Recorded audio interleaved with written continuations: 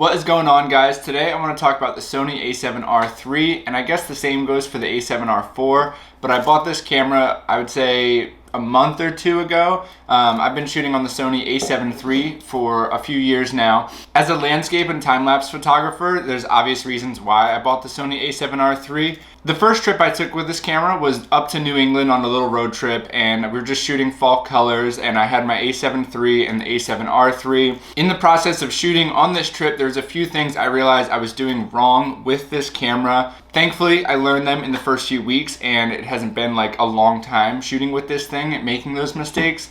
But I just want to talk about those today so anyone buying this camera doesn't run into the same mistakes. I was super annoyed and frustrated when I realized what I did, but it's a simple fix, and once you know it, you know you're not going to make that mistake again.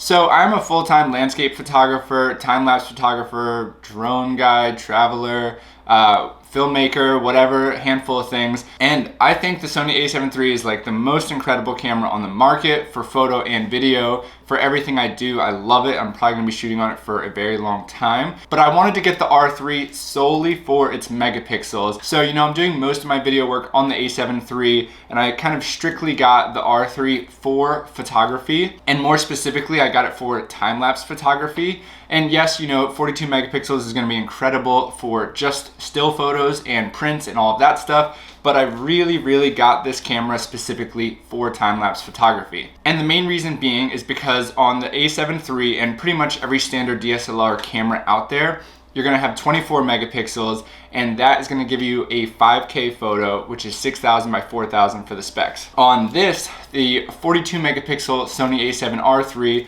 or even the 61 megapixel R4, you're gonna have a lot more resolution, which allows me to shoot 8K time lapses. So this is huge in my opinion. And you know, down the road, I think 8K is gonna be just as popular as 4K is now. And you know, 8K TVs are already a thing, so the evolution of this in filmmaking is already happening. So I really just wanted to be able to start shooting 8K time lapses. You know, I've always loved time lapses, and this camera just kind of makes it so I can take those to the next level. Let's get into the mistakes that I made right when I got this camera, and I will never make these again, but just to show you guys so you don't make the same mistakes. All right, so if you go into this camera and you hit your menu, and you're on the first screen of the camera and on page 1 of 14, you'll see my settings that I'm using for all my photos and all that stuff. And you know, right here, you'll see your image size 42M, that is 42 megapixels.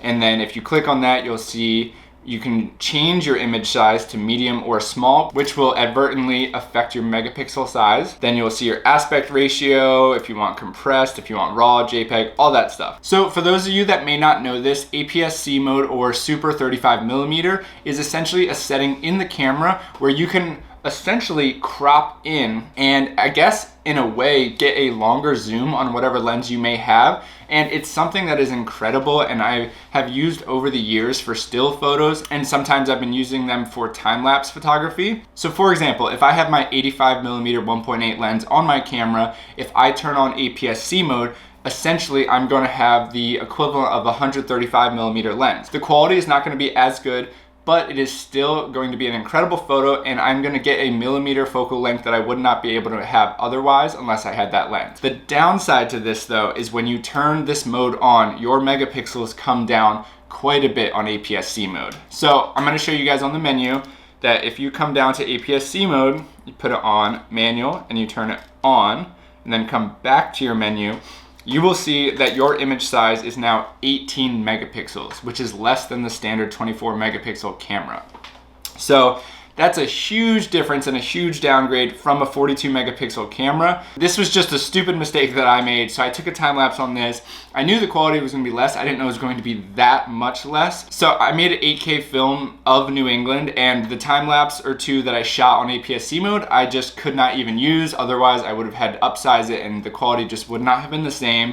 So that was a huge mistake. And there's one more mistake kind of going with this, very similar, but just another kind of silly mistake I made. And if you are watching a video and you are going to be having the standard dimensions on YouTube, whatever it may be, you're gonna have that nice wide screen. For all of my photos, I'm shooting in the aspect ratio of 3:2. That's just the aspect ratio I like. That's the aspect ratio that I love my stills to be and all of that. But if you're shooting video, it's typically gonna be 16:9. So taking that into consideration, when I got this camera for time lapses, I was like, oh, okay, well, you know, I'm gonna be making these time lapse films. They're gonna be converted to video, even though I'm taking them as stills. And you know, I want them to be played back in that nice wide screen, whatever. So my camera, I changed my aspect ratio to 16:9, and I did not know this, but that actually drops your megapixel because you're not shooting on the full proportions that this camera is capable of. This does not change your image quality as much as APS-C mode, but as you guys can see,